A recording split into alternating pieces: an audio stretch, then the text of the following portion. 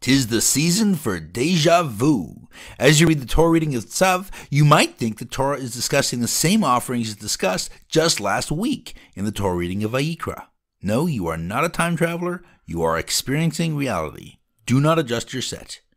We read about the same offerings again. When you dig in, you can see the two tellings aren't the same. On the most obvious level, Vayikra is about the people bringing the offerings, while Tzav is told from the perspective of the Kohanim themselves. And so there are differences, but one difference is greater than all the others. In Vayikra, only the portion of the grain-based mincha offering that the Kohen actually ate is described as kadosh, or holy. But in Tzav, describing the same offerings, the word holy is tossed around like a balloon in a thunderstorm. Can the same offerings be both holy and not? That question is the basis of the world-famous theory of holy relativity. Back in the episode about the golden calf, for the love of moo, we saw the Jewish people worshiping themselves. Like Avraham before, they imagined they brought themselves out of a place of total darkness. They imagined themselves agents of their own redemption. I also argue that Avraham's dark covenant with God was not completed by Egypt, but indeed elements like smoke and furnaces and unparalleled darkness pointed to the Holocaust itself. We were reduced to nothing, and then we were redeemed so that we'd recognize God's agency and his redemption. Now my mom, yes, avatars can have mothers, or people too, argued that the evil of the Holocaust was too great for anything positive to emerge. After all, how can the gassing of children be tied to the glory of God? She's right, of course. And yet, we celebrate Pesach. A people allowed itself to be slowly enveloped by terror, but we celebrate. In the genocidal push, Pharaoh drowned all of the Jewish boys, but we celebrate. A megalomaniac ruler who imagined himself a god persecuted us, but we celebrate. The Jewish people became so hopeless that they stopped having children, but we celebrate. Leaders of our own people tried desperately to get along, even though the genocidal desires of our oppressors were clear, but we celebrate. According to Midrash, the vast majority of our people died, but we celebrate. And our oppressor was punished with mass death and destruction, but we celebrate. All of this was followed by redemption, stunning redemption, and a return to our land. All of this was followed by a reason to celebrate. We don't close our eyes to the suffering, and yet somehow we see the Egyptian exodus as fundamentally joyful. Why is this exodus different from every other exodus? I think the difference lays in only one thing: time. With time we lose touch with the death and destruction, but we continue to hold on to what has survived.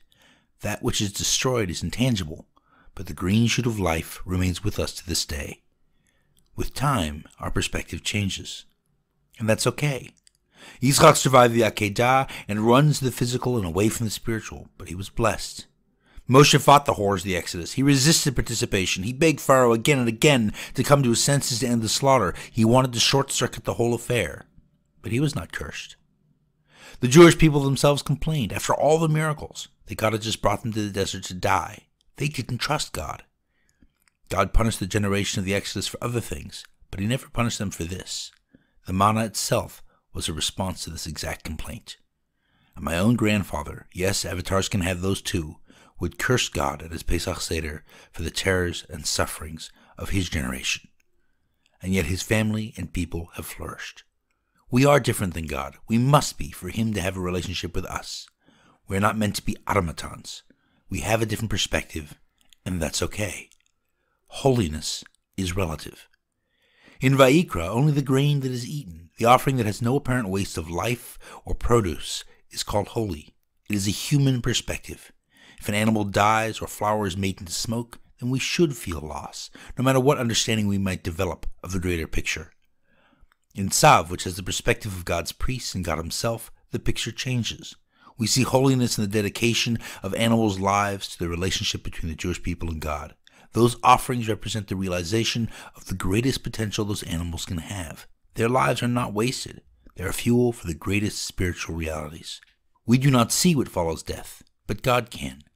Sometimes our pain and sacrifices are part of a bigger story. Sometimes they form a key part of the bond between God, his people, and the world as a whole.